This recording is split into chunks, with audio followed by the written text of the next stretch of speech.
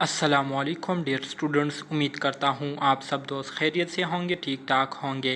Dear students, आज की इस वीडियो में हम BSN 6 सेमेस्टर के subject culture, health and society के यूनिट नंबर 7 जो कि हमारे साथ ट्रांस कल्चरल नर्सिंग है, इसको आज हम डिस्कस करेंगे और इसको अंडरस्टैंड करने की कोशिश करेंगे। डियर स्टूडेंट्स, MCQs के हवाले से ये यूनिट जो है काफ़ी ज़्यादा इम्पोर्टेंट है, इंटरेस्टिंग भी है और काफ़ी ज़्यादा इंफॉर्मेटिव है। सो इसलिए लेक्चर को गौर से सुने, अंडरस्टैंड करने की कोशिश करें और जितने भी इम्पोर्टेंट पॉइंट्स आपको बताऊं तो उसको जो है अपने साथ नोट कर लिया करें ताकि बाद में आपको फिर आसानी हो। इसके अलावा अगर आपने अभी तक चैनल को सब्सक्राइब नहीं किया हुआ तो काइंडली बस एक क्लिक करने की जो है वो बात है, ठीक है। नीचे सब्सक्राइब के बटन पर सब्सक्राइब कर लीजिए और बेल आइकन को दबाएं ताकि आपको आने वाली वीडियोस की नोटिफिकेशन फिर टाइम पर मिलती रहे। तो डियर स्टूडेंट्स, इस यूनिट के ऑब्जेक्टिव्स हमारे साथ मौजूद है जिसमें हम मंदरजा झैल टॉपिक्स पर बात करेंगे। सबसे पहले हम डिस्क्राइब करेंगे concept of trans cultural nursing को, कि ट्रांस कल्चरल नर्सिंग कहते किसे है, ठीक है। इस पर हम अपने कंसेप्ट को क्लियर करने की कोशिश करेंगे।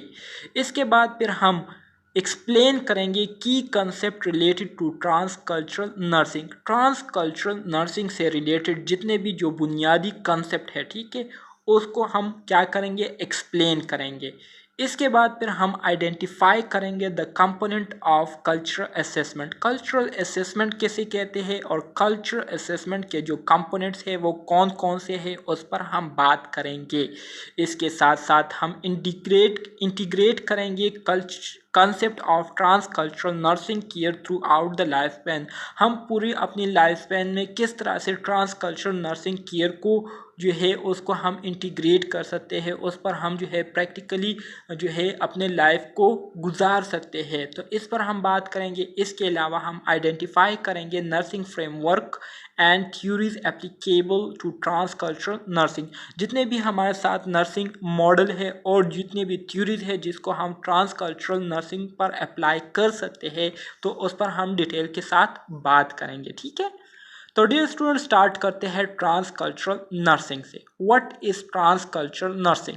डियर स्टूडेंट्स, अगर ट्रांस कल्चरल नर्सिंग की लफ्जी मानी में आपको बताऊं तो ट्रांस से मुराद एक से ज़्यादा, ठीक है, एक से ज़्यादा, कल्चर से मुराद सकाफत, एक से ज़्यादा सकाफत है, ठीक है।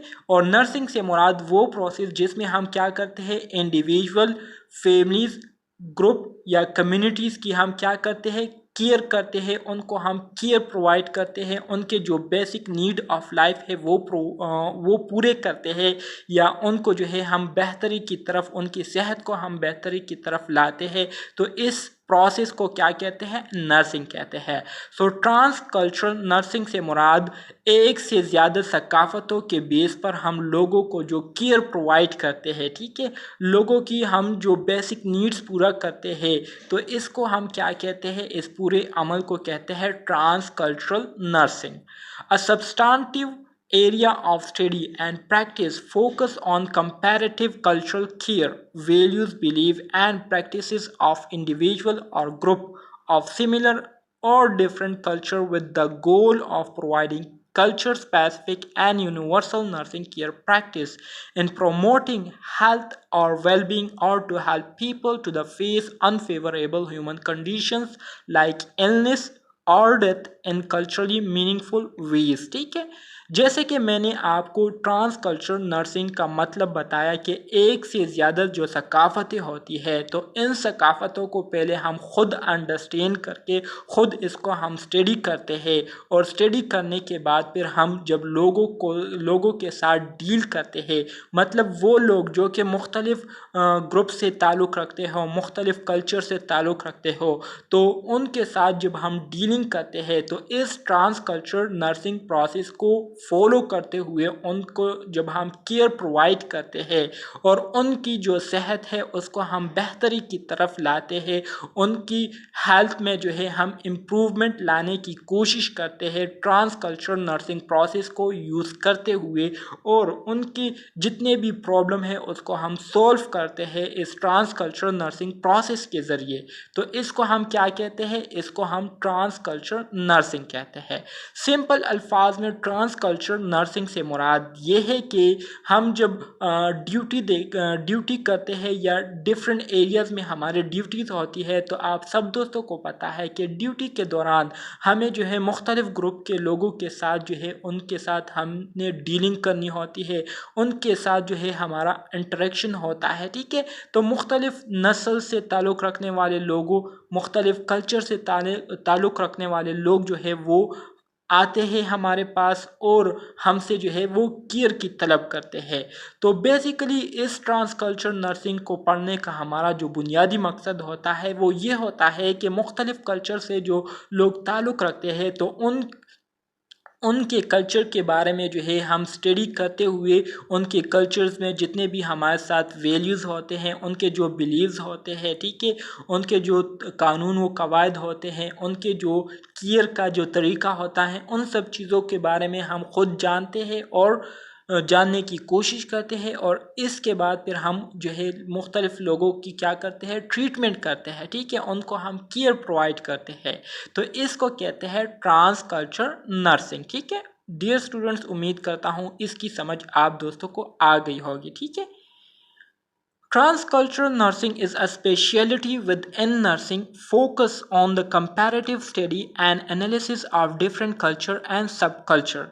जैसे कि मैंने आपको अभी भी बताया था कि ट्रांस कल्चर नर्सिंग ये असल में हमारे साथ नर्सिंग में अब ये एक अलग फील्ड है। ठीक है, इसमें क्या होता है, इसमें यूजुअली जो नर्सिंग स्टूडेंट होते हैं वो मुख्तलिफ़ कल्चर्स के बारे में स्टडी करते हैं। ठीक है, उन कल्चर्स के बारे में एनालिसिस करते हैं, उस पर तज्जिया करते हैं, उस पर बातचीत करते हैं, बहस मुबाहिसा करते हैं मुख्तलिफ़ कल्चर्स पर। और इसी तरह से उसको स्टडी करने के बाद फिर ज़ाहिर बात है वो लोग समझ जाते हैं, वो ट्रेन हो जाते हैं, उनको फिर पता होता है कि किस तरह से हमने जो है मुख्तलिफ़ कल्चर से ताल्लुक़ रखने वाले लोगों को केयर प्रोवाइड करनी है।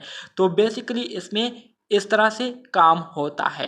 The goal of trans culture nursing is to develop a scientific and humanistic body of knowledge in order to provide culture specific and culture universal nursing care practices to individual families and communities from diverse background.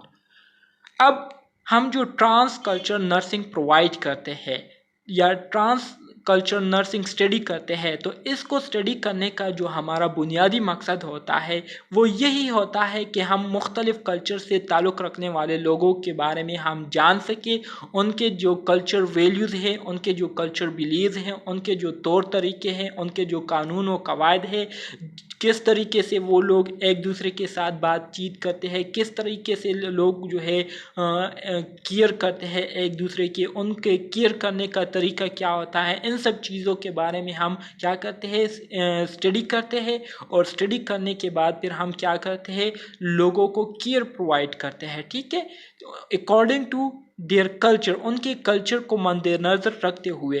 तो इस पूरे process में हमारा जो मकसद होता है वो यही होता है कि लोगों के क्या कहते हैं, लोगों के जो तौर तरीके हैं उसको मद्देनज़र रखते हुए उनको हम प्रॉपर तरीके से केयर प्रोवाइड करें, ताकि उनको किसी किस्म की अनकम्फर्टेबिलिटी जो है वो ना हो, उनको जो है किसी किस्म की जो है अनकम्फर्टेबिलिटी महसूस ना हो। ठीक है, तो इसलिए जो ट्रांस कल्चर नर्सिंग है वो स्टडी की जाती है। की concept of trans culture nursing. अब हम आ जाते हैं ट्रांस कल्चर नर्सिंग में हमारे साथ जो की कंसेप्ट है, जो बुनियादी कंसेप्ट है वो क्या है। सबसे पहले हम बात करते हैं कल्चर स्पेसिफिक की। कल्चर स्पेसिफिक जैसे कि इसके नाम से ज़ाहिर हो रहा है कि इसमें हम स्पेसिफिक कल्चर्स के बारे में क्या करते हैं, स्टडी करते हैं, और उसी स्पेसिफिक कल्चर को मद्देनज़र रखते हुए हम मुख्तलिफ ग्रुप के लोगों को क्या करते हैं, अकॉर्डिंग टू देयर कल्चर, उनके कल्चर के मुताबिक हम उनको केयर प्रोवाइड करते हैं। तो इसको कहते हैं culture specific. Culture specific refer to a particular values, believe and pattern of behaviour that tend to be special और unique to a group and that do not tend to be share with members of other culture is called culture specific. मिसाल के तौर पर जब हम मिसाल के तौर पर हमारी ड्यूटी है, ठीक है, हम हॉस्पिटल में ड्यूटी पर मामूर है और हमारी ड्यूटी के दौरान जो है एक मिसाल के तौर पर पठान घराने से जो है एक पेशेंट आता है, ठीक है, और वो पेशेंट जो है वो क्या है, वो फीमेल है और एक मेल नर्स जो है उसको उनको जो है डील कर रहे हैं, ठीक है। तो अब अगर इस मेल नर्स ने ट्रांस कल्चर नर्सिंग पढ़ी हो तो इसको पता होगा कि जो पठान फैमिलीज़ होती है, जो पठान कल्चर है, इसमें जो है पर्दे का बहुत ज़्यादा ख्याल रखा जाता है। इसके अलावा यहाँ पर जो है बहुत ज़्यादा जो है वो एहतियात से जो है फ़ीमेल के साथ डीलिंग करनी पड़ती है, ठीक है, और इधर उधर की बातें नहीं करनी पड़ती। मतलब जो भी बात करनी होती है तो बहुत ख्याल सोच समझ कर जो है करनी पड़ती है, ठीक है। तो वो मेल नर्स क्या करेगा, वो मेल नर्स पठानों के जो रस्म व रिवाज है, पठानों के जो तौर तरीके हैं, पठानों के जितने भी वैल्यूज़ है, ठीक है, पर्दा करना जैसे हो गया, ठीक है, ये एक वैल्यू में आती है पर्दा करना, ठीक है। इसके साथ साथ एक ख़ास लहजे में जो है फीमेल्स के साथ बातचीत करना, उनके साथ जो है ज़्यादा क्लोज ना होना, ये सारी बातें जो है आ जाती है। तो पठानों के कल्चर के बुनियाद पर जब एक मेल नर्स पठान पेशेंट को क्या करता है, उसको डील करते हैं और उनको केयर प्रोवाइड करते हैं, तो इसको कहते हैं कल्चर स्पेसिफिक। और ये कल्चर जो है वो दूसरे कल्चर से ताल्लुक़ रखने वाले मेंबर या पेशेंट पर अप्लाई नहीं कर सकता, बल्कि दूसरे कल्चर से जो ताल्लुक़ रखने वाला पेशेंट होता है तो उसके साथ जो है उसके कल्चर के बेस पर जो है उनके साथ नर्स क्या करेगा, डीलिंग करेगा। तो इसको क्या कहते हैं, इसको कल्चर स्पेसिफिक कहते हैं, ठीक है। अब आ जाते हैं कल्चर यूनिवर्सल की तरफ। कल्चर यूनिवर्सल जैसे कि इसके नाम से ज़ाहिर हो रहा है, कल्चर से मुराद सकाफ़त, यूनिवर्सल से मुराद पूरी दुनिया, ठीक है, मतलब पूरी दुनिया में, over the world, over all the world, ठीक है। तो कल्चर यूनिवर्सल से मुराद ये है कि पूरी दुनिया में जिस तरीके से नर्सिंग केयर प्रोवाइड की जाती है और जिस तरह से नर्सिंग केयर की जाती है, मतलब हर किस्म के लोगों के लिए जो है, हर तबके से ताल्लुक़ रखने वाले लोगों के लिए जो कॉमन या जो आम नर्सिंग केयर प्रोसेस होता है, मेथड होता है, पैटर्न होता है, तो उसको जब फॉलो करके उनको केयर दी जाती है तो इसको क्या कहते हैं, इसको कहते हैं culture universal. Culture universal refer to the commonly shared values, norms of behaviour and life patterns that are similarly held amongst culture about human behavior and lifestyles is called culture universal। इसको क्या कहते हैं, culture universal कहते हैं। मतलब वो nursing processes, वो nursing care जो कि हर तबके, हर कल्चर से ताल्लुक़ रखने वाले लोगों के लिए जो है, सब के लिए सेम हो और सबको जो है एक जैसे प्रोवाइड की जाती है, एक जैसे सबका ख्याल रखा जाता है। उनमें जो है रंग व नस्ल, काला या सफ़ेद या इसके अलावा पठान या पंजाबी या मुसलमान या हिंदू या क्रिश्चियन या ईसाई, तो इन चीज़ों का जो है फ़र्क नहीं करते, बल्कि उन सबको जो है एक जैसे ट्रीट किया जाता है। सबको जो है एक प्रॉपर तरीके से, एक बराबरी के साथ सबको जो है केयर दी जाती है और सबका एक जैसे ख्याल रखा जाता है, ठीक है। तो इसको क्या कहते हैं, इसको कल्चरल यूनिवर्सल कहते हैं। इसके बाद हम आ जाते हैं कल्चर डाइवर्सिटी की तरफ।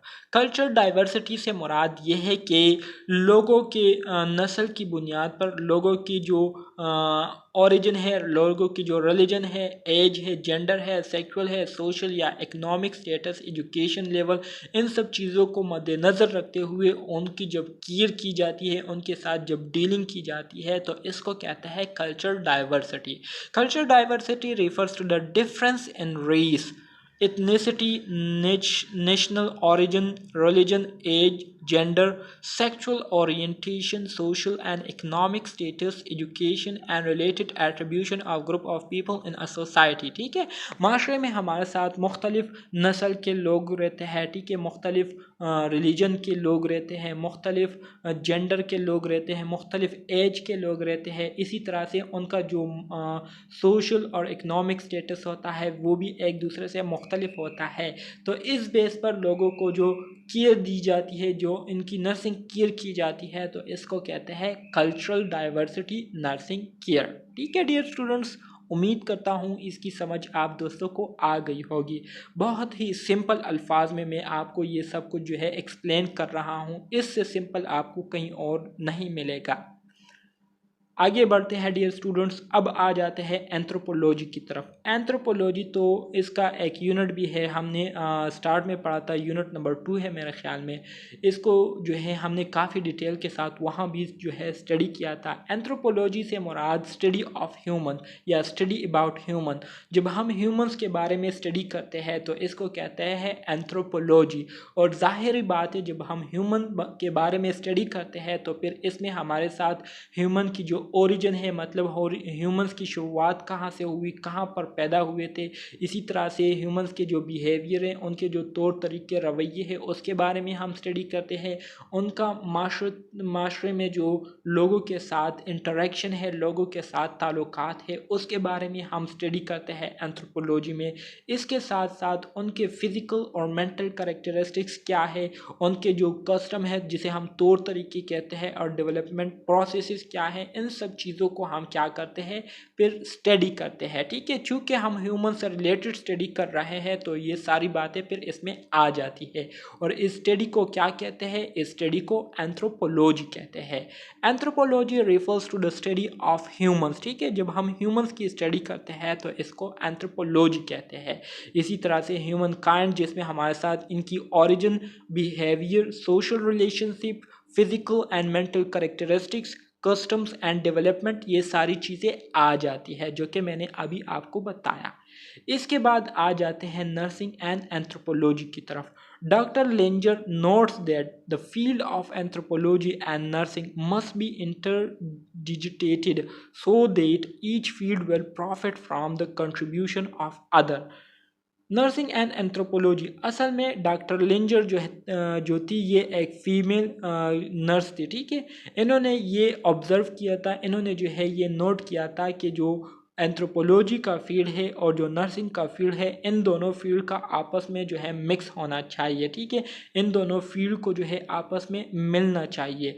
इससे फ़ायदा ये होगा कि जब हम एक फील्ड में कोई अच्छा काम करेंगे, एक फील्ड में कुछ बेहतरी का काम करेंगे, तो इससे हमारे साथ जो दूसरा फील्ड है वो क्या होगा, वो इनडायरेक्टली उसमें भी बेहतरी आएगी, उसकी जो कंट्रीब्यूशन है उसमें भी क्या होगा, उसमें भी बेहतरी आएगी। तो इस मकसद के लिए जो डॉक्टर लेंजर थे, इन्होंने क्या किया था, इन्होंने एंथ्रोपोलॉजी और नर्सिंग, ये दो मुख्तलिफ फील्ड को, ये दो अलग फील्ड को क्या किया था, कंबाइन किया था। ठीक है, ट्रांसकल्चरल नर्सिंग। ट्रांसकल्चरल नर्सिंग क्या है? Transcultural nursing is the blending of anthropology and nursing in both theory and practice. ठीक है, अब जैसे कि मैंने आपको नर्सिंग एंड एंथ्रोपोलॉजी में बताया कि डॉक्टर लेंजर जो थी वो ये चाहती थी कि जो नर्सिंग और जो एंथ्रोपोलॉजी दो अलग फील्ड है, इन दोनों का जो है आपस में मिलना चाहिए। तो जब इन्होंने जो है इन दोनों फील्ड को आपस में मिलाए तो इससे हमारे साथ एक नया टर्म आया जिसको उन्होंने नाम दिया ट्रांसकल्चरल नर्सिंग का। ट्रांसकल्चरल नर्सिंग असल में हमारे साथ एंथ्रोपोलॉजी एंड नर्सिंग, इन दोनों का क्या है, इन दोनों का एक मिक्सचर है। ठीक है, ये दोनों मिक्स हुए हैं और इससे जो है हमारे साथ एक नया फील्ड वजूद में आया है जिसको हम ट्रांसकल्चरल नर्सिंग कहते हैं। ठीक है, इसको इनकी जो थ्योरी और प्रैक्टिस है दोनों जो है वो मिक्स हुए हैं। ठीक है, ट्रांसकल्चरल नर्सिंग में हम नर्सिंग और एंथ्रोपोलॉजी दोनों को क्या करते हैं, इकट्ठे स्टडी करते हैं। Culture congruent care. Culturally congruent care किसे कहते हैं? Care that is beneficial and meaningful to the people being served is called culturally congruent care. वो केयर जो कि फ़ायदेमंद होता है और बामकसद होता है, जो कि लोगों को दिया जाता है, तो उसको कहते हैं कल्चरली कॉन्ग्रुएंट केयर। ठीक है, मतलब कल्चर के लिहाज से जो केयर देनी चाहिए और जो बेहतर होती है, जिससे जो पेशेंट होते हैं, ठीक है, जो ज़रूरतमंद है, उनको फ़ायदा हो, उनको बेहतरी जो है वो मिलती हो, तो इसको कहते हैं culturally congruent care. Theories applicable to trans cultural nursing. अब वो थ्योरीज जो कि ट्रांस कल्चरल नर्सिंग पर एप्लीकेबल थे, ट्रांस कल्चरल नर्सिंग पर हम उनको अप्लाई कर सकते हैं, तो वो हमारे साथ मंदरजा झेल है। ठीक है, in the 1970s after Leininger establish trans cultural nursing. 1970s में जब लेंजर ने ट्रांस कल्चर नर्सिंग को एस्टेब्लिश कर लिया तो इसके बाद जिगर या गैजर कोई भी प्रोनाउंसिएशन आप करें, इसमें कोई गुनाह नहीं है। ठीक है, हर बंदे की अपनी प्रोनाउंसिएशन है, आप इसको जिगर बुलाए या गेजर बुलाए। ठीक है, गेजर या Giger and Davidhizar trans culture assessment model, इन दोनों ने क्या किया था, इन दोनों ने भी एक ट्रांस कल्चर असेसमेंट मॉडल पेश किया था 1988 में। ठीक है, ये कब पेश किया था, जब लिंजर ने ट्रांस कल्चर नर्सिंग जो थ्योरी थी या जो मॉडल था, उन्होंने जब 1970 में इसको पेश किया तो 1970 के बाद फिर 1988 में गेजर और डेविडजार ने जो है एक दूसरा मॉडल पेश किया जो इसका नाम ट्रांस कल्चर असेसमेंट मॉडल था। ठीक है, इसके बाद फिर Parnell model for culture competence in an organizing framework of 12 domain as well as the primary and secondary characteristics of culture। फिर इसके बाद हमारे साथ तीसरा जो मॉडल था उसका नाम Parnell model for culture competence था। ठीक है, जिसमें इन्होंने जो है 12 डोमेन मतलब 12 पार्ट को जो है उन्होंने जो है मेंशन किए होते और हर पार्ट में जो है कल्चर्स के जो कैरेक्टरिस्टिक्स है उसके बारे में बात की गई थी। इसके बाद फिर हमारे साथ अनदर मॉडल पेश किया गया था जिसका नाम the Andrew Boyle trans cultural nursing assessment guide. ठीक है, इस नाम से जो है मॉडल पेश किया गया था, Andrew Boyle trans cultural nursing assessment guide. ठीक है, इसके अलावा the Campinha Bacote model of culture, Campinha Bacote model of culture competence in the delivery of health care services. ठीक है, ये हमारे साथ डिफरेंट मॉडल थे जो कि ट्रांस कल्चर से रिलेटेड पेश किए गए थे और इन सारे मॉडल्स का जो बुनियादी मकसद था, जो बुनियादी गोल था, वो यही था कि हम किस तरह से मुख्तलिफ कल्चर से ताल्लुक़ रखने वाले लोगों की केयर कर सकते हैं, किस तरह से हम उनके साथ डीलिंग कर सकते हैं एक ही सिटिंग में रहते हुए। ठीक है, तो इस बुनियादी मकसद के लिए ये मुख्तलिफ किस्म के मॉडल जो है वो पेश किए गए थे। Importance of trans cultural nursing. Dear students, अब हम बात करेंगे ट्रांस कल्चरल नर्सिंग की अहमियत की। अगर जनरली हम बात करें ट्रांस कल्चरल नर्सिंग की अहमियत की तो इसकी जो पहली अहमियत है या इम्पोर्टेंस है वो ये है कि जब आप ट्रांस कल्चरल नर्सिंग को स्टडी कर लेते हैं तो इससे फिर आपको बहुत ज़्यादा आसानी होती है मुख्तलिफ ग्रुप से ताल्लुक़ रखने वाले लोगों के साथ डीलिंग करते हुए, मुख्तलिफ कल्चर से ताल्लुक़ रखने वाले लोगों को डील करते हुए, और फिर आपको पता होता है कि किस तरह से मैंने जो है एक पेशेंट को जो है हैंडल करना है जो कि कल्चरली तौर पर बिल्कुल डिफरेंट होते हैं दूसरे लोगों से। ठीक है, तो इसका एक फ़ायदा ये होता है नर्सिस को। इसके अलावा जो है नर्सिस को पता होता है कि जो मुख्तलिफ कल्चर से ताल्लुक़ रखने वाले लोग हैं इनके वैल्यूज़ क्या है, इनके जो कस्टम्स है, तौर तरीके हैं वो क्या है, इनके जो बिलीव्स है वो क्या है। तो इसके बारे में जब नर्सिस को पता होता है तो नर्सिस जो है फिर आसानी से बग़ैर किसी खौफ के, बग़ैर किसी डर के जो है वो अपने जो स्किल्स है उसको बरूह कार लाते हुए अपने क्लाइंट्स को क्या करते हैं, अपने क्लाइंट्स के साथ डील करते हैं, अपने क्लाइंट्स को केयर प्रोवाइड करते हैं। ठीक है, तो यहाँ पर जो है ट्रांस कल्चरल नर्सिंग की कुछ इंपॉर्टेंस है उसको अब हम यहाँ पर डिस्कस करेंगे। A mark increase in the migration and growing cultural diversity. सबसे पहली बात तो यह है कि आप सब दोस्तों को पता है कि जो है लोग जो है बहुत ज़्यादा जो है एक दूसरे से दूसरी जगह जो है वो मुंतकिल हो रहे हैं और इनके मुंतकिल होने का जो बेसिक वजह है वो उनके बेसिक नीड है। बेसिक नीड्स को पूरा करने के लिए वो एक जगह से दूसरी जगह जाते हैं, वहाँ पर काम करते हैं, वहाँ पर जो है वो अर्निंग करते हैं। ठीक है, तो इसी तरह से एक इलाके में जो है मुख्तलिफ कल्चर से ताल्लुक़ रखने वाले लोग जो है बहुत ज़्यादा बस जाते हैं। People expectation to respect their culture, belief, values and life ways।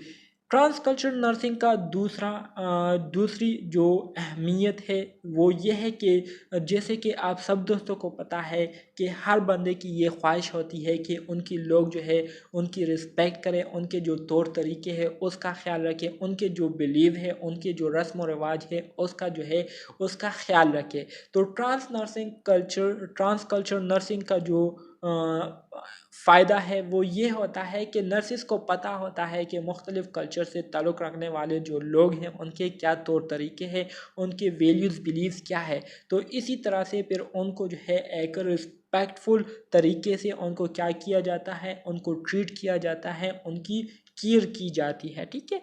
World wide there are cultural conflict, clashes and violence that have an impact on health care। जैसे कि आप सब दोस्तों को पता है कि पूरी दुनिया में जो है आजकल जो है लड़ाई झगड़े हो रही है वो इसी बात पर हो रही है कि लोग जो है कुछ लोग जो है वो अपने कल्चर को जो है दूसरे कल्चर के बनिस्बत अपने कल्चर को जो है बेहतर मानते हैं। कुछ लोग जो है अपने कल्चर को जो है दूसरे कल्चर के ऊपर जो है वो फोकियत देते हैं, अहमियत देते हैं और सुप्रियोरिटी उसको देते हैं, मतलब बर्तरी जो है उसको देते हैं, ठीक है। कहते हैं कि हमारा जो कल्चर है, हमारे जो तौर तरीके हैं या हमारा जो निज़ाम ज़िंदगी है वो मतलब आपके निज़ाम ज़िंदगी से अच्छा है, ठीक है। हमारे तौर तरीके, हमारा रहना सहना जो है अच्छा है। तो इसी बात पर जो है आजकल पूरी दुनिया में जो है लड़ाइयाँ झगड़े जो है वो हो रही है। सो ट्रांस कल्चरल नर्सिंग का एक इम्पोर्टेंट अहमियत ये भी है, इम्पोर्टेंट फंक्शन ये भी है कि जब आप इसको स्टडी करते हैं तो फिर आपको पता होता है, ठीक है, कि किस तरह के लोगों के साथ किस तरह से मैंने डीलिंग करनी है, किस तरह से उनको हैंडल करना है। There was an increase in legal suit resulting from culture conflict increased demand for community and culturally based healthcare services in diverse environmental contexts। इसी तरह से आप सब दोस्तों को पता है अगर हम फॉरेन कंट्रीज़ के हवाले से बात करें या अपने इस पाकिस्तान की बात करें तो हमारे मुल्क में भी ज़ाहिर बात है मुख्तलिफ जो है कल्चर से ताल्लुक़ रखने वाले लोग जो है वो बसते हैं, ठीक है। तो जब हम ड्यूटी करते हैं, हम क्लिनिक में आते हैं तो हमारे पास मुख्तलिफ कल्चर्स के लोग जो है वो आते हैं, हमसे जो है वो क्या करते हैं, हमसे केयर लेते हैं, हमसे ट्रीटमेंट लेते हैं, ठीक है, हम उनकी ट्रीटमेंट करते हैं। तो ट्रांस कल्चरल नर्सिंग की अहमियत में से एक फंक्शन ये भी है कि जब हम ट्रांस कल्चरल नर्सिंग स्टडी करते हैं तो इससे फिर हम क्या करते हैं, इससे फिर हम मुख्तलिफ कल्चर से ताल्लुक़ रखने वाले जो लोग होते हैं उनको हम बेहतर तरीके से डील उनके साथ कर सकते हैं, उनको हम बेहतर तरीके से उनकी हम ट्रीटमेंट कर सकते हैं, उनसे हम बातचीत कर सकते हैं और उनके ज़ुबान में हम उनको एक बेहतर तरीके से समझा पा लेते हैं, ठीक है। रात के 12 बजे जो है ये क्या कहते हैं, चर्ख को आवाज़ें निकालना याद आ गई।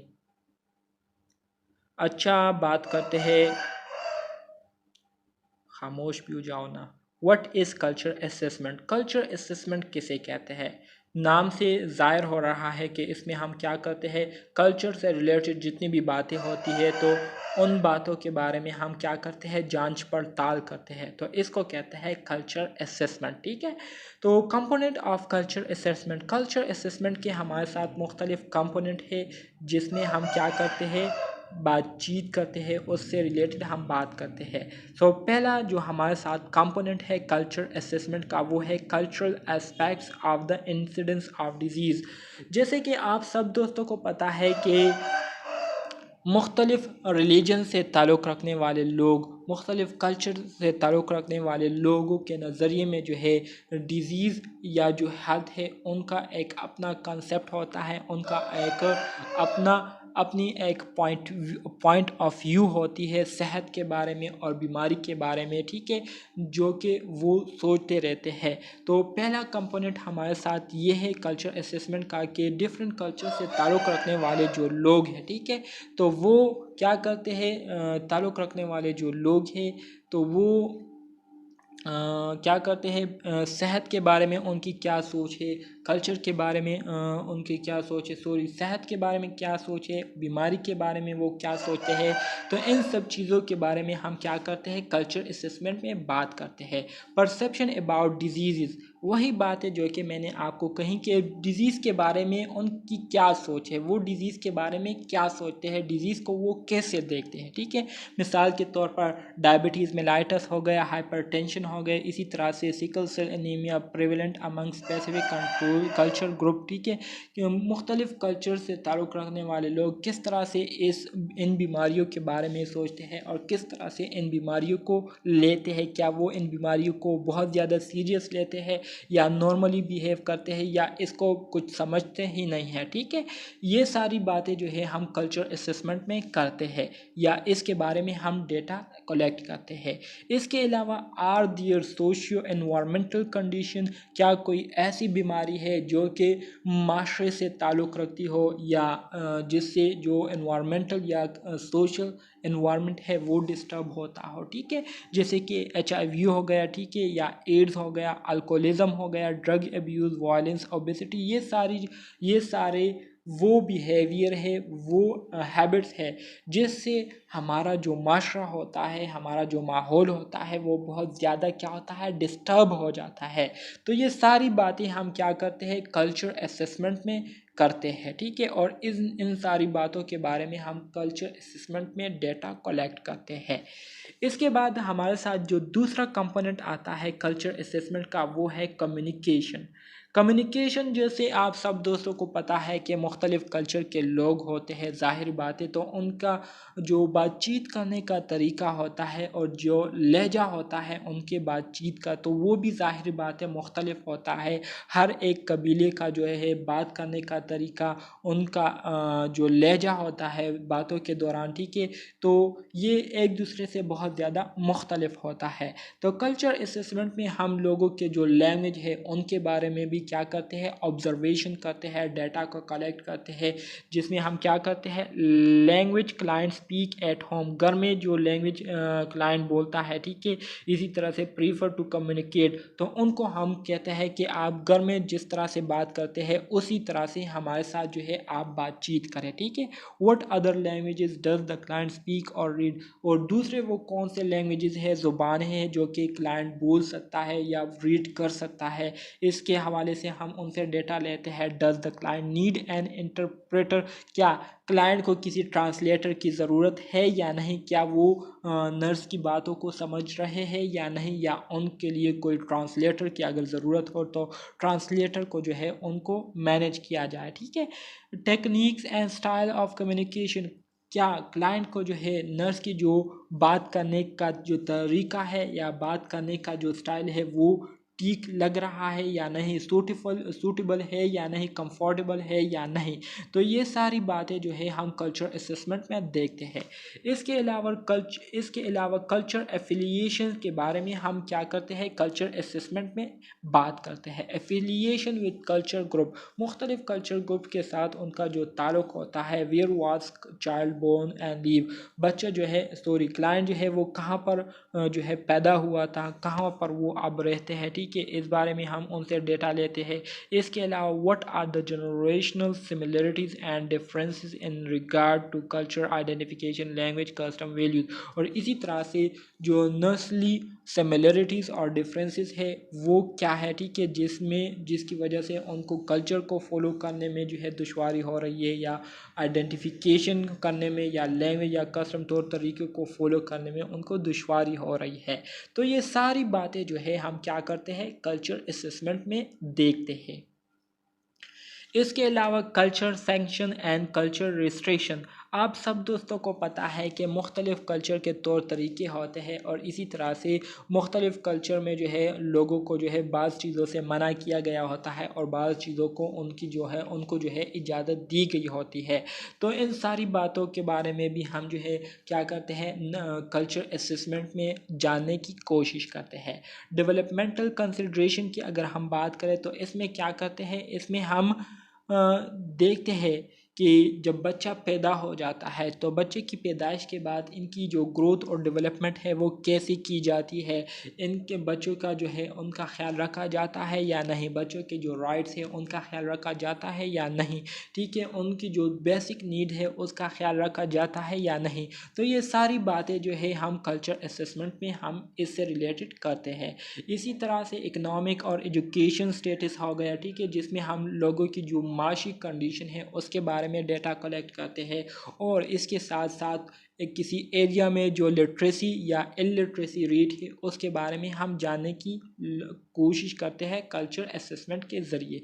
इसके साथ साथ health related beliefs and practices, सेहत से रिलेटेड लोगों के जो बिलीव्स है और सेहत से रिलेटेड वो अपने सेहत के लिए क्या काम करते हैं क्या नहीं करते, ठीक है, इसके बारे में हम कल्चर असेसमेंट के ज़रिए जानने की कोशिश करते हैं। कटोरे नीम के पकौड़े पीछे मेरा चोले क्यों माँ आए जाए, जुत्ती में उतारूं सर पे दे मारूं, पीछे तू मेरा जाए चाय चाय, चाय में डूबा बिस्कट हो गया, तू तो आए आए आए आए लुट गया, तू तो आए आए आए लुट गया। ओ सॉरी ये तो स्टार्ट है यार।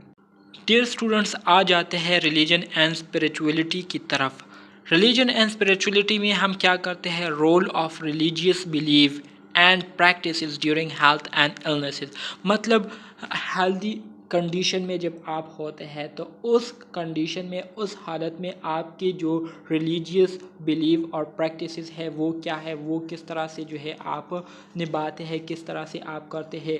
और जब आप बीमार हो जाते हैं तो बीमारी की हालत में आपके जो रिलीजियस बिलीव और प्रैक्टिसेस होते हैं वो किस तरह से होते हैं, ठीक है। तो इसके बारे में हम क्या करते हैं, बात करते हैं, असेसमेंट में डेटा कलेक्ट करते हैं। इसके अलावा healing practices that the client and family believe can promote. मतलब क्लाइंट्स के जो फैमिलीज है, फैमिली मेम्बर्स है और बजाते ख़ुद क्लाइंट वो किस तरह से सोचता है अपने सेहत के बारे में, उनका जो बिलीव है वो किस किस्म के केयर पर जो है बिलीव है। मतलब मिसाल के तौर पर वो बहुत ज़्यादा दम दुरूद पर बिलीव करता है या साइंटिफिक मेथड्स पर बिलीव करता है या बाबा माबा के साथ बाबा माबा के पास जो है वो जाता है, ठीक है।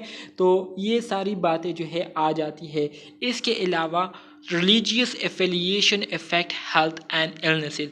इसके अलावा हमारे साथ जितने भी रिलीजियस एफिलिएशन है उसके सेहत पर और बीमारी पर क्या असरात है, इन सारी चीज़ों के बारे में हम क्या करते हैं, कल्चर असेसमेंट के ज़रिए जानने की कोशिश करते हैं। इसके अलावा अगर न्यूट्रिशन की हम बात करें तो न्यूट्रिशन से मुराद meaning of food and eating. मतलब आपका जो खुराक है, ठीक है, और आप किस तरह से खाते हैं, ये सारी चीज़ें आ जाती है। एनी ईटिंग और न्यूट्रिशनल डिसऑर्डर, किसी किस्म का ईटिंग या न्यूट्रिशनल डिसऑर्डर तो नहीं है। मतलब बहुत ज़्यादा खाना तो नहीं खाते या बहुत कम खाना तो नहीं खाते या कोई ग़िज़ाई कमी जो है बॉडी में वाक़या तो नहीं हुई या बहुत ज़्यादा ज़्यादती जो है वो तो नहीं आई हुई। जैसे कि अगर हम ईटिंग डिसऑर्डर की बात करें तो इसमें हमारे साथ एनोरेक्सिया आ जाता है, ठीक है, बुलिमिया एनोरेक्सिया हो गया। और इसी तरह से एक हमारे साथ दूसरा होता है बुलिमिया नर्वोसा। एक बुलिमिया नर्वोसा होता है और एक बुलिमिया एनोरेक्सिया होता है। बुलिमिया एनोरेक्सिया में जो पेशेंट होते हैं वो मुकम्मल तौर पर खाना खाने से गुरेज करते हैं, खाना नहीं बिल्कुल खाते, ठीक है, खाना बिल्कुल नहीं खाते, खाने को मुंह भी नहीं लगाते। जबकि बुलिमिया नर्वोसा में क्या होता है, बुलिमिया नर्वोसा में जो पेशेंट होते हैं वो खाना तो खा लेते हैं, इतना ज़्यादा खाना खा लेते हैं कि खाना खाने के बाद वो फिर अपने मुंह में हाथ डाल कर उल्टियाँ करते हैं और इस सोच से जो है वो अपने खाने को दोबारा बाहर जो है फेंकते हैं कि कहीं हम ज़्यादा मोटे ना हो जाए, कहीं हम जो है ओवरवेट ना हो जाए। तो इसमें जो पेशेंट होते हैं वो बहुत ज़्यादा नर्वस होते हैं ओवरवेट होने के डर से, ठीक है। तो जो खाना वो खाते हैं तो उसको दोबारा वो क्या करते हैं, फेंकते हैं बाहर उल्टी के ज़रिए। तो इस किस्म के डिसऑर्डर को क्या कहते हैं, बुलिमिया नर्वोसा कहते हैं, जो कि एक ईटिंग डिसऑर्डर है, ठीक है। लाइक और डिसलाइक, इसी तरह से खाने में क्या पसंद है, खाने में क्या पसंद नहीं है, टाइप्स ऑफ फूड, किस किस्म के फूड को खाते हैं, टाइमिंग किस टाइम पर खाते हैं और किस तरीके से खाते हैं, ठीक है। ये सारी बातें जो है हम न्यूट्रिशन में करते हैं। इसके अलावा kingship and social network, kingship से मुराद उनके जो भाई बहनें हैं, उनके जो वालिदैन हैं, उनके जो कज़न रिश्तेदार हैं, ये सारे आ जाते हैं। सोशल नेटवर्क से मुराद उनके जो दोस्त वगैरह है, माशरे में लोगों के साथ उनका इंटरेक्शन कैसा है, ठीक है। तो ये सारी बातें आ जाती है किंगशिप और सोशल नेटवर्क में, ठीक है dear students. Composition of family, social network मतलब फैमिली की कंपोजिशन कैसी है, मतलब जॉइंट फैमिली है या सिंगल फैमिली है, एक्सटेंडेड फैमिली है, ठीक है। ये सारी बातें करते हैं हम किंगशिप एंड सोशल नेटवर्क में। इसके अलावा सोशल नेटवर्क की अगर हम बात करें तो फैमिली की हम इसमें बात करते हैं, दोस्तों की बात करते हैं, उनके ग्रुप्स की बात करते हैं कि किस किस्म के ग्रुप्स जो है इस बंदे ने रखे हुए हैं, इसके जो पड़ोसी हैं उनके बारे में हम बात करते हैं। Do the client and family follow traditional rule, क्या क्लाइंट और क्लाइंट के जो फैमिली मेम्बर है वो रिवायती तौर तरीक़ों को फॉलो कर रहे हैं या नहीं, ठीक है। तो ये सारी बातें जो है हम नर्सिंग असेसमेंट के ज़रिए क्या करते हैं, इन सारी बातों को डिस्कस करते हैं। मेडलिन लेंजर, मेडलिन लेंजर ये असल में कौन थी? ये one of the first nursing theorist and transcultural global nursing consultant. ये एक सबसे पहली नर्सिंग थ्योरिस्ट थी, सबसे पहले नर्सिंग थ्योरिस्ट फीमेल थी, ठीक है, और ट्रांसकल्चर ग्लोबल नर्सिंग कंसल्टेंट थी, ठीक है।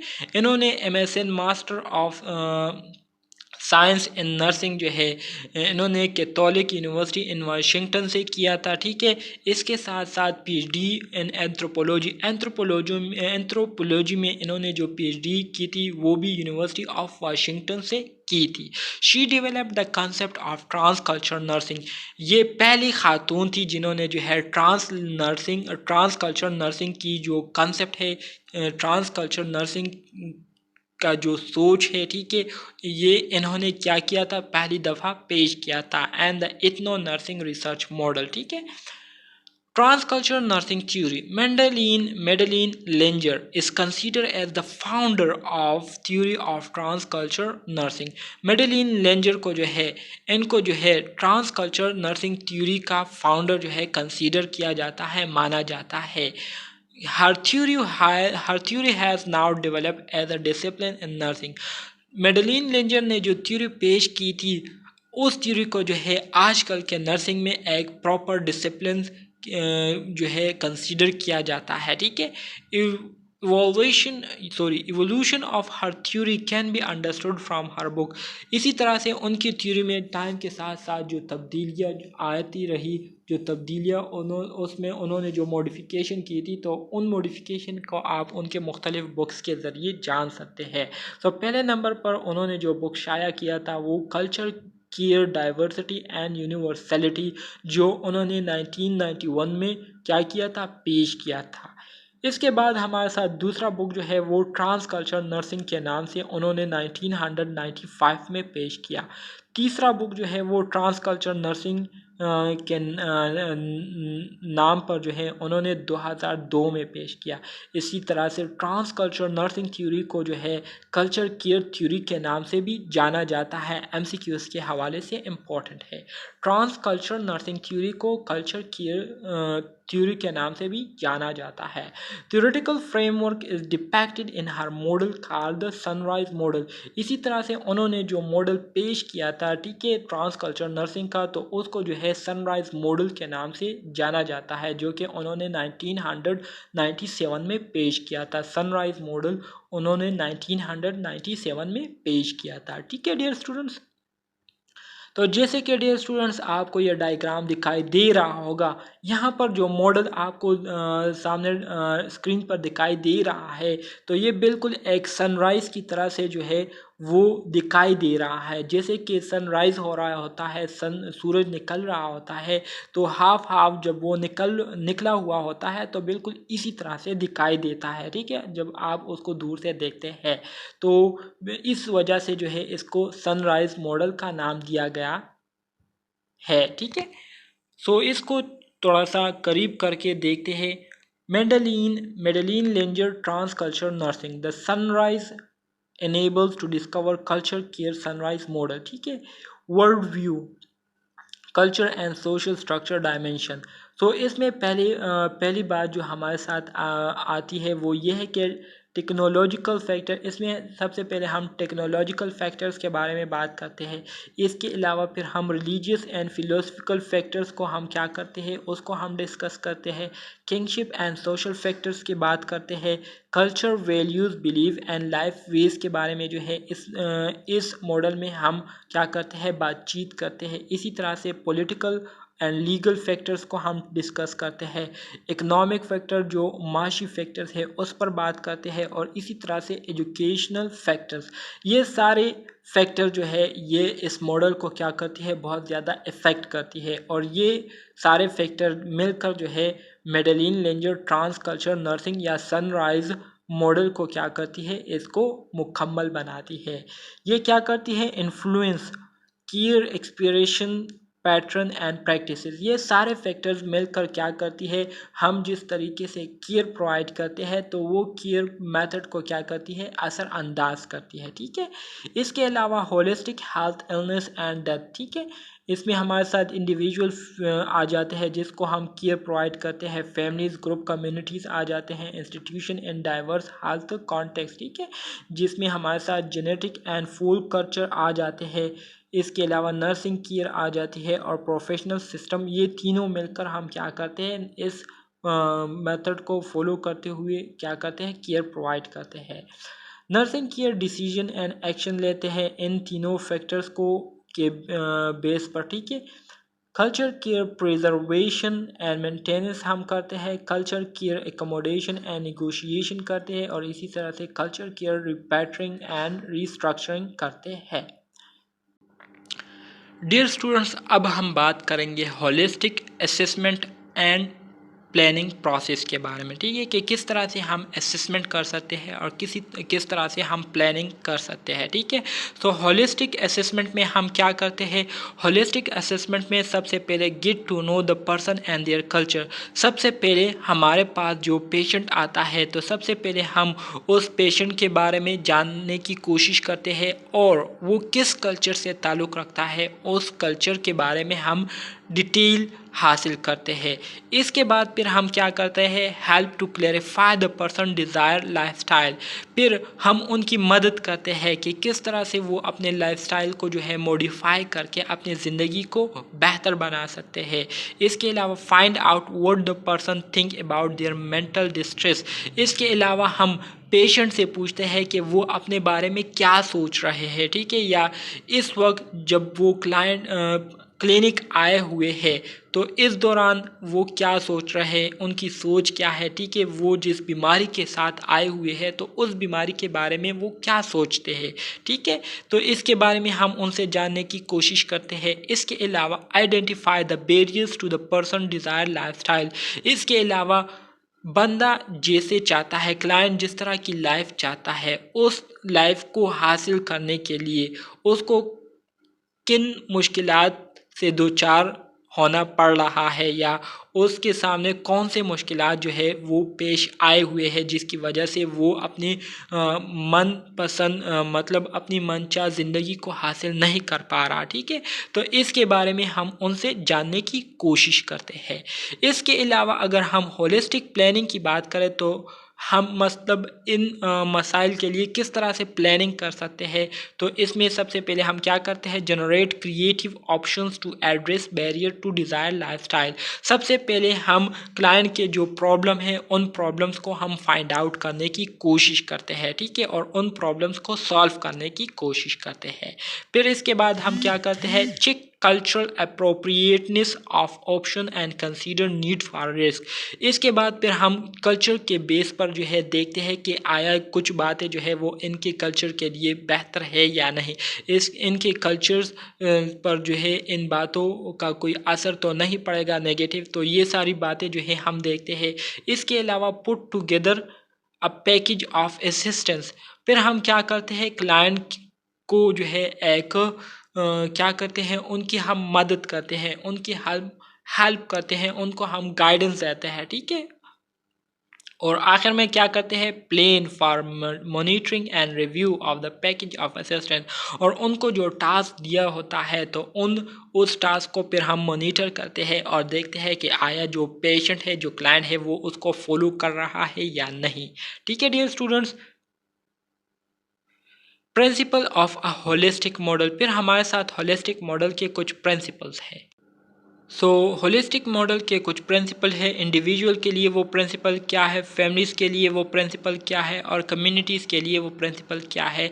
सबसे पहले हमारे साथ होलिस्टिक असेसमेंट है। ठीक है, होलिस्टिक असेसमेंट हम करते हैं। फिर इसके बाद चैलेंजिंग स्टीरियोटाइप से मुराद ये है कि माशरे के लोग आपके बारे में क्या बात करते हैं, क्या मनगढ़ंत सोचते हैं। ठीक है, क्या अपने आप से जो है आपके बारे में जो है वो बातें बनाते हैं और आपके पीछे जो है वो इधर उधर की बातें करते हैं। तो इसको कहते हैं चैलेंजिंग स्टीरियोटाइप्स। ठीक है, रेनफोर्सिंग कल्चर हेरिटेज, इसी तरह से कल्चर्स के कुछ जो कानून व कवायद है जिसको जो है आपको मानना जो है हर हाल में होता है, तो वो क्या है। ठीक है, इसके अलावा कल्चरली अप्रोप्रिएट सर्विस, कल्चर के लिहाज से जो सर्विसेज जो है वो ठीक है आपके लिए, उसको हम देखते हैं। ठीक है, होलिस्टिक मॉडल में। इसके अलावा ओवरकमिंग लैंग्वेज बैरियर, कम से कम लैंग्वेज बैरियर हो, ठीक है, उसको हम कम से कम करते हैं कि किसी किस्म की कम्युनिकेशन में जो है वो मुश्किलात ना आए। ठीक है, पेशेंट को तो उनके कम्युनिकेशन बैरियर्स को कम से कम करने की कोशिश किए जाते हैं। इसके अलावा आउटरीच एंड प्रिवेंटिव वर्क, इसके बारे में इसके हवाले से काम किया जाता है। Focus on discriminatory barriers, discriminatory barrier से मुराद ये है कि रंग व नस्ल या कल्चर या सोशल या इकोनॉमिक स्टेटस की बुनियाद पर लोगों में जो फ़र्क किया जाता है तो उस फ़र्क को ख़त्म करने की कोशिश की जाती है होलिस्टिक मॉडल में। इसके साथ साथ उनकी प्रॉपर इंटरवेंशन की जाती है, उनकी फैमिली एंड केयर सपोर्ट की जाती है। ठीक है, इसके साथ साथ रेंज ऑफ ट्रीटमेंट ऑप्शन, मुख्तलिफ रेंज के ट्रीटमेंट उनको दिए जाते हैं, ऑप्शन दिए जाते हैं। इसके अलावा उनको जो है एम्पावर किया जाता है, उनको जो है मोटिवेट किया जाता है, ख़ुद मुख्तार किया जाता है। इसके साथ साथ उनके जो राइट्स है उनकी हिफाजत की जाती है। तो डियर स्टूडेंट्स, ये था हमारे साथ ट्रांसकल्चरल नर्सिंग, जो कि मैंने आप दोस्तों के साथ शेयर किया, आप दोस्तों के साथ डिस्कस किया। उम्मीद करता हूँ आपको इसकी समझ आ गई होगी। लेकिन अगर फिर भी कोई मसला है, कोई क्वेश्चन है, तो आप कमेंट बॉक्स में डायरेक्टली क्वेश्चन पूछ सकते हैं। इसके अलावा अगर लेक्चर के दौरान इधर उधर मेरी बात गई हुई हो या आपको कोई बात बुरी लगी हो तो उसके लिए जो है मैं माजरत ख्वाह हूँ। और जो है अपना मेहनत जो है वो जारी रखें। इंशाल्लाह कामयाबी जो है वो आपके मुंतज़िर है, और वो दिन दूर नहीं जब आपकी जीपीए जो है वो 3.5 से भी ऊपर होगी और 4/4 जीपीए होगी आपकी। लेकिन शर्त ये है कि आपने जो है मुसलसल मेहनत करनी है। ठीक है, जब आप कामयाब होंगे तो फिर आपने जो है मुझे ज़रूर अपने का जो है कमेंट बॉक्स में बताना है, या मुझे पर्सनली जो है व्हाट्सएप पर मैसेज करके मुझे अपनी जीपीए भी बतानी है। ठीक है, ताकि मुझे भी खुशी हो, क्योंकि जो मैं आप दोस्तों के लिए लेक्चर्स तैयार करता हूं तो ये सिर्फ इसी मकसद के लिए तैयार करता हूं कि मेरे लेक्चर से आप दोस्तों को फ़ायदा हो, आप दोस्त जो है कामयाब हो जाए। ठीक है, मिलते हैं नेक्स्ट वीडियो में, तब तक के लिए अल्लाह हाफिज़।